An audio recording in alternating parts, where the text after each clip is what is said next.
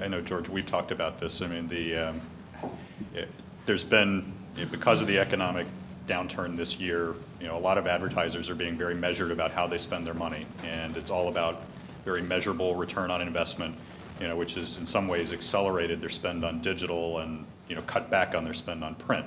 But it's all based on this idea that online is completely measurable, and to Blair's point, that's not always the case, right? Versus a print demographic, you actually have a fair, high degree of comfort about who's buying your magazine and how much time they're spending with it.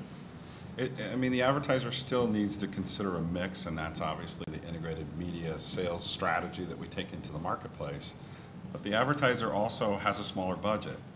Last year he might have spent $100,000 in a print campaign, and this year he's going to run every month with us, and he's going to do this, that, or whatever.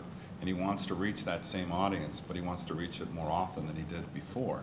Oh, by the way, he's only going to spend 40% of what he spent the year before. So those are the issues that we continue to deal with, and that's why we're constantly looking to new products and new types of things that we can put out there under our brands.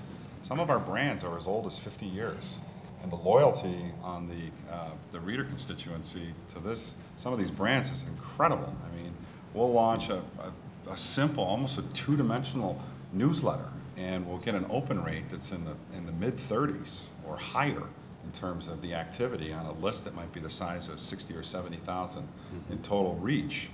And we'll get a number of clicks on something like that that's in the 6,000 or 7,000 range for a newsletter. And we haven't really even done the job yet that we'd like to do.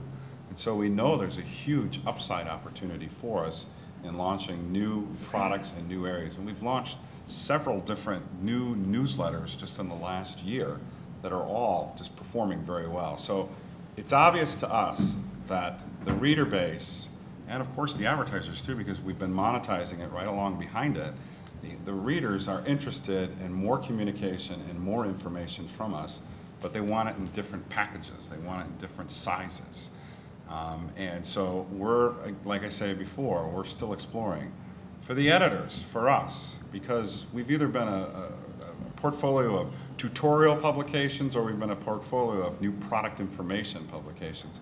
We've been pretty much a one-trick pony with our reader base, and with what the web affords us in terms of aggregating different content, looking at the types of performance scores that content does, and the kind of activity that the readers, or should I say users, have as they go through our websites, gives us a great deal more information than we ever had before with a BPA audited circulation statement. So it's really it's a very unnerving time, but it's also a very exciting time in terms of the opportunity. And as someone mentioned earlier, the cultural shift that has to go on inside of one of these print publishing companies, these types of indicators are the types of inflection that you need to get people motivated, excited, and taking the initiative on their own. So we've had some good success in pockets, and we're trying to share those best practices across the rest of the org.